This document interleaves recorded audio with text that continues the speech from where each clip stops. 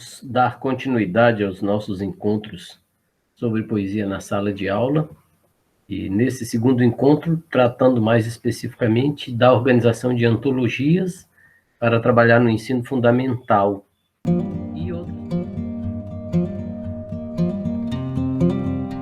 E outras sugestões além da organização das antologias. Muitas experiências que relatamos no livro foram realizadas ainda quando eu estava trabalhando no ensino fundamental, na década de 80, durante praticamente toda a década de 80 e parte da década de 90. Então, muitas coisas podem ser reinventadas, mas como a poesia não envelhece, então eu acho que muitas ideias, muitos poemas sugeridos permanecem ainda possíveis de serem abordados. Por que nós, naquela época, começamos organizando antologias? Porque uma das razões é que tínhamos poucos livros de poemas voltados para a criança e poucas antologias. O quadro hoje é um pouco diferente, para melhor. No entanto, eu acredito que a organização da antologia é sempre significativa por dois motivos. Porque o professor pode levar aquilo de que ele gosta para a sala de aula, e isso é muito importante, a gente compartilhar os poemas que nos tocam, que são significativos para nós. E a segunda razão, ele pode fazer a antologia a partir do interesse dos alunos, do horizonte de expectativa dos alunos. Isso é um dado fundamental e que varia de professor para professor e de turma para turma. Portanto, o mediador não é obrigado a seguir o que eu estou dizendo, o que os livros dizem. Outra coisa importante, eu não gosto muito de trabalhar sugerindo sequências didáticas. Eu gosto de sugerir poemas, temas, e o professor é que ordena isso a seu modo. Eu sempre fiz isso. Pego um pouco o que as pessoas fizeram, o que os livros didáticos sugerem, e vou reinventando de acordo com a minha realidade. Eu acredito também que a antologia tem uma função de revelar para as pessoas autores desconhecidos. E o Eliot também fala disso, quer dizer, muitos autores, na minha própria experiência de leitor, eu descobri lendo antologias. A primeira sugestão que eu queria dar, eu dividi um pouco por dois núcleos. Vamos pensar sugestões para o 6º e 7º ano e sugestões para o 8º e 9º ano. É bom que fique claro que são possibilidades. Um aluno de 9º ano pode ler com muita alegria uma antologia, com muito interesse, uma antologia feita para o 6º ano. Às vezes, o contrário pode não dar certo. O nível de interesse de um aluno de 9º ano, em alguns aspectos, pode ser muito diferente de um aluno de 6º ano. Então, nada de afirmações acabadas, né? Eu trabalhei muitas vezes, nessa época não era 6º ano, era 5º, né? 5ª série. Eu trabalhei basicamente com 3 temas, organizando antologias. Um tema que foi muito interessante, que eu trabalhei em várias escolas, que eu chamava de Rosas e Flores. Então, fiz um levantamento de poemas que falam de flores, que falam de rosas, canções, levava isso para a sala de aula, lia, cantava, discutia, conversava com os leitores. Né? E a gente começava sempre com um poema do Vinícius de Moraes, uma canção do Vinícius de Moraes, que ele fez e que é cantada com a melodia do Jesus Alegria dos Homens, do Bach. Chama-se Rancho das Flores. É um poema encantador, a gente ouvia, depois lia, depois conversava sobre os tipos de flores e de rosas que a gente não conhecia, os que a gente conhecia que não estavam ali. Então, trazia essa poesia para o cotidiano. Ele começa assim, eu acho um poema muito bonito. Entre as prendas com que a natureza alegrou este mundo onde há tanta tristeza, a beleza das flores realça em primeiro lugar. É um milagre de aroma florindo, mais lindo que todas as graças do céu e até mesmo do mar. E a partir daí ele vai convidando a gente a olhar, a reparar, a perceber o encanto de cada flor. Ele diz assim: olhem bem para a rosa, não há mais formosa, é a flor dos amantes, é a rosa mulher. Que em perfume e nobreza vem antes do cravo, e do lírio, e da hortênsia, e da dália, e do bom crisantemo, e até mesmo do puro e gentil malmiquer. Então a gente começava lendo esses poemas, depois líamos, por exemplo, na antologia, e um dado interessante é que a antologia para os primeiros anos do ensino médio, eu acho que deve ser pequena. 4, 5 poemas, 3 poemas, já dá para você ter uma aula muito significativa. A gente trabalhava muito também um poema do Elias José chamado O Girassol. Um poema muito bonito. O girassol de minha rua, numa noite sem dormir, numa noite muito escura, viu a lua sorrir. O girassol ficou gira, gira que gira, mas de noite, não de dia. O sol com tanta luz já não o seduz. E aí vamos saber depois o que acontece com esse girassol. A gente às vezes comparava com o Girassol do Vinícius de Moraes, que é um poema também muito bonito e bem diferente, de perspectiva bem diferente do Girassol do Elis José.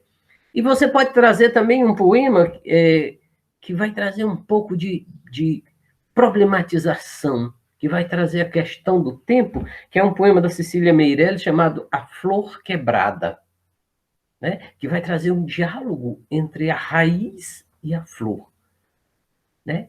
O que fala, sobretudo, a raiz, né? E o convite que a flor recebe e que vai ser responsável pela sua destruição. Então, fica aí a ideia para você pensar no poema e ler esses poemas e trabalhar com seus alunos. Um outro tema que eu trabalhei também no ensino fundamental nessas 2 primeiras séries foi o tema da infância. E esse era um tema interessante, que esse aqui não é só para essa série. Em qualquer época que a gente leve poemas com essa temática, eles criam debates, discussões muito interessantes. Eu trabalhava basicamente com o poema Infância, do Drummond. Meu pai montava a cavalo, ia para o campo.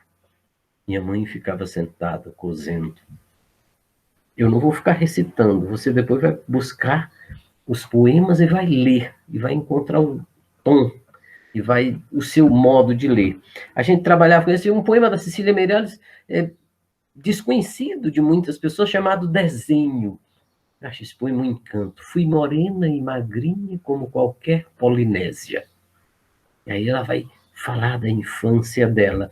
E um poema que me tocou desde a pré-adolescência, vamos dizer assim.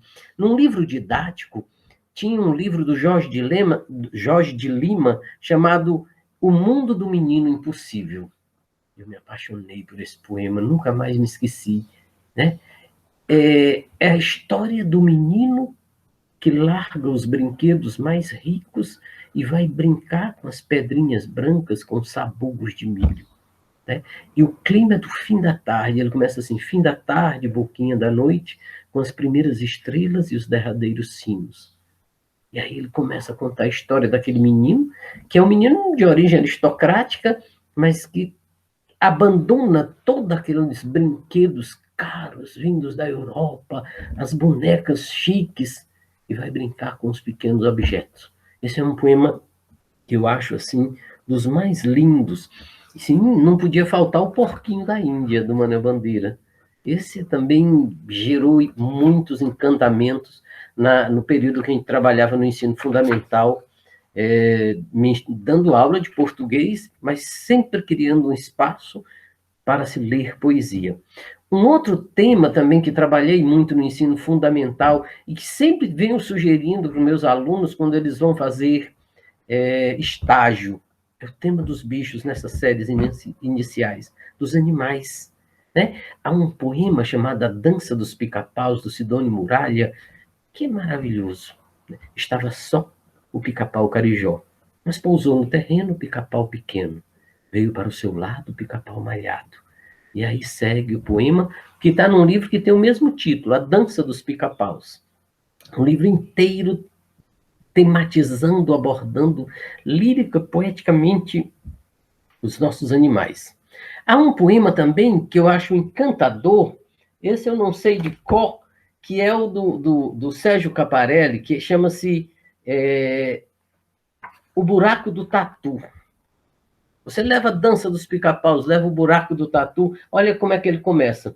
O tatu cava um buraco à procura de uma lebre. Quando sai para se coçar, já está em Porto Alegre. O tatu cava um buraco, fura a terra com gana. Quando sai para respirar, já está em Copacabana. Essas crianças riem, se divertem, porque cada buraco que o tatu faz, ele vai sair num lugar bem distante e que depois você vai procurar e vai ver como é interessante esse poema. E ainda, eu vou falar mais adiante em literatura de cordel, mas a gente pode misturar agora, não tem problema nenhum. O Patativa do Assaré fez um poema engraçadíssimo que se chama exatamente Lagartixas Verdinhas pelo Chão. Como é que nasceram essas lagartixas verdinhas? Esse poema gera muita brincadeira, muita conversa, muita observação da realidade pelas crianças. Começa assim, eu vou ler só a primeira estrofe. Um calango nas árvores trepou e ficou a vagar de copa em copa. Qual vaidoso rapaz que tudo topa. Lagartixa do mesmo se agradou e com ele, ao seu lado, passeou. Pelos matos frondosos do sertão, surgiu logo uma nova produção, porque Deus, desta forma, permitiu, e mais tarde na terra a gente viu lagartixas verdinhas pelo chão. Procure um poema do Patativa, leiam esse tema dos animais. Aí nós temos uma diversidade de poemas extraordinário, que cada professor pode montar a sua antologia. Eu lembraria o Ronron do Gatinho, do Ferreira Goulart, um poema lindo, que eu já fiz algumas experiências. Mas a gente não precisa ficar só indicando poemas. Eu lembro que eu trabalhei um livro inteiro com as crianças, chamava-se Classificados Poéticos, da Rosiana Murray. E nesse eu fiz uma coisa diferente, não tão diferente, poucas vezes fiz isso, que foi a partir dos classificados que ela ia lendo, que ela ia escrevendo e propondo para a gente, troco, vendo, compro, que é aquele setor que tinha nos jornais escritos, quando a gente precisava de uma mesa, de uma cadeira, de uma geladeira antiga, a gente ia lá procurar nos classificados, sobretudo, para achar coisas mais baratas. E o classificados dela é um classificado fantasioso. Num deles ela diz assim, troco um passarinho na gaiola por um gavião em pleno ar. Troco um passarinho na gaiola por uma gaivota sobre o mar. Troco um passarinho na gaiola por uma andorinha em pleno voo. E segue. Aqui a gente fez algumas experiências de criação. Criação. E os meninos gostavam. Aqui eu faço um parêntese. Muito cuidado com colocar as crianças, os jovens, para escrever poesia assim, de supetão. Eu acho que é preciso ter cuidado. Depois que você tem uma experiência de vários meses, de leitura, de convivência, você pode até propor alguma coisa. Vamos lá, lemos esses classificados. O que você gostaria de vender? O que você gostaria de comprar que fosse bastante fantasioso? Ou não? Como é que você se dirigiria ao público? Como é que você reinventaria, criaria um modo curioso de apresentar o seu material? Aí eu acho que segue, que vale a pena. Agora, rapidamente, nós vamos pensar como é que nós fizemos o que nós falamos também no livro para 8º e 9º ano, né? Ora, uma experiência que fiz ainda no final da década de 80, que chamou muito a minha atenção, foi discutir a guerra. Na época estava tendo uma guerra, eu não me lembro se era a guerra do Iraque. Enfim, nós fomos atrás de poemas sobre a guerra e levamos para a sala de aula. A maioria dos poemas falam muito da Segunda Guerra Mundial. Né? A Rosa de Hiroshima era a carta de entrada. Quer dizer, a gente começava ouvindo e depois lendo, E depois ia para poemas mais longos. Isso no 9º ano a gente fez com muito bom resultado, no sentido de discussão, de levar o tema para o professor de história, para entrar na discussão. E você tem grandes poemas. Você tem a bomba do Vinícius de Moraes, a bomba do Vinícius de Moraes, a bomba atômica do Vinícius de Moraes e a bomba do Drummond. Só a bomba do Drummond já dá para se dar de várias aulas. Um poema longo, que ele começa, eu acho que começa assim: a bomba é uma flor de pânico apavorando os floricultores. A bomba é a miséria confederando milhões de misérias. E a gente parava nesses versos. O que é uma flor de pânico? Olha que imagem forte, apavorando os floricultores. A bomba é a miséria, né? Aí você faz conexão com o contemporâneo, com as guerras e as imagens que o poeta cria para nos tocar. Vinícius de Moraes tem um poema chamado A Bomba Atômica, na segunda parte, se não me engano, extraordinário. A bomba atômica é triste. Coisa mais triste não há. Quando cai, cai sem vontade. Vem caindo devagar. Tão devagar vem caindo que dá tempo a um passarinho de pousar nela e voar.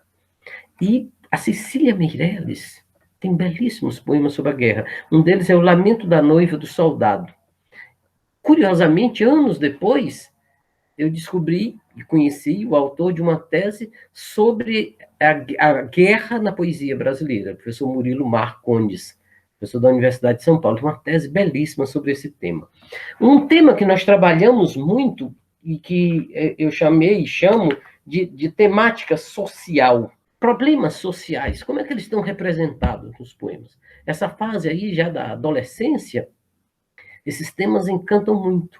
E muitas vezes começava com uma quadra da Maria de Norá, uma poetisa do Rio Grande do Sul, que já faleceu tão nova. A quadra chama-se Mapa, e diz assim: tinha tanto remendo a calça do Raimundo, que ele estudava nela a geografia do mundo. E por aí íamos, né? Trazíamos o Bicho, do Manuel Bandeira, que eu não preciso falar, que todo mundo conhece. O poema Não Há Vagas, do Ferreira Goulart, que é um poema muito conhecido. Fragmentos do Cão Sem Pluma, do João Cabral de Melo Neto. E inúmeros outros poemas. Só esses 3 já dá um bom debate, uma boa discussão sobre diferentes problemas sociais que nos rondam, que estão aí, e que a poesia ajuda a gente a abrir os olhos, né? E levarmos canções, né? Eu me lembro de uma canção que começa assim: tá lá o corpo estendido no chão. Tá lá, procure essa canção, né? Eu acho que é Aldir Blanc e João Bosco. Então, aqui você tem uma possibilidade de abordagem assim, extraordinária. Você tem muita coisa que você pode trabalhar nessa fase final do ensino fundamental. Eu nem pus a temática do amor, que eu vou falar no próximo encontro, quando a gente for sugerir temas para o ensino médio. Mas aqui também, muita coisa que você trabalha aqui, você pode trabalhar no primeiro ano do ensino médio, muita coisa trabalhada no primeiro ano do ensino médio, você pode voltar a trabalhar aqui. Mas uma outra experiência, então, para a gente encerrar essa nossa conversa de hoje, foi lendo livros inteiros também. E, às vezes as pessoas dizem assim: ah, mas ler um livro inteiro de poemas com Jobs? Sim. Li um livro chamado Nariz de Vidro, do Mário Quintana, lemos inteiro. Em sala de aula. Cada aula a gente lia 1, 2 poemas, conversávamos, discutíamos. Eles traziam o livro, né? Nas escolas particulares, os meninos tinham condição de comprar, nos outros eu, às vezes, usava outros recursos, emprestava, eu tinha 2, 3 exemplares, emprestava para os alunos, né? E uma coisa que a gente fez com o Nariz de Vidro, primeiro, como é que eu comecei? Eu comecei lendo um poema do Mário Quintana chamado Bilhete. E depois de eu ler esse poema, eu perguntei o que eles achavam da gente ler um livro desse poeta. Eu me lembro claramente dessa aula, há mais de 30 anos atrás. O poema Bilhete toca as pessoas, os jovens, as pessoas em geral. Se tu me amas, ama-me baixinho, não grite de cima dos telhados. Deixa em paz os passarinhos, deixa em paz a mim. Se me queres, enfim, tem que ser bem devagarinho, amada, que a vida é breve e o amor mais breve ainda. Depois de lermos esse poema, nós perguntamos se eles queriam ler o livro. E claro que muitos quiseram. E é claro que há resistências. E aí nós fomos lendo o livro. Depois de quase um mês de leitura, eu propus uma atividade, que era a seguinte: vocês vão fazer uma entrevista com Mário Quintana. Só que ele não vai responder pessoalmente. Você vai responder com os próprios versos dele. Dividir a turma em grupos e cada grupo fazia os versos que quisesse. Né? E nós tivemos entrevistas maravilhosas. Como foi o seu primeiro amor? Aí ele respondia lá com o verso: meu primeiro amor, sentávamos numa pedra que havia no nosso quintal. Aí um aluno botou assim: o senhor nunca casou. O que o senhor faria se fosse um padre? Aí está lá o poema: se eu fosse um padre. Aí, então, isso favoreceu uma aproximação dos jovens com a poesia do Mário Quintana. Isso pode ser feito também com outros poetas, com outros livros. O que é importante é que se leia constantemente, que se leia com eles, que se debata, que se discuta, que se escute o que eles têm a dizer e que se questione. Faça com que eles voltem aos textos, dialoguem com os textos. Né?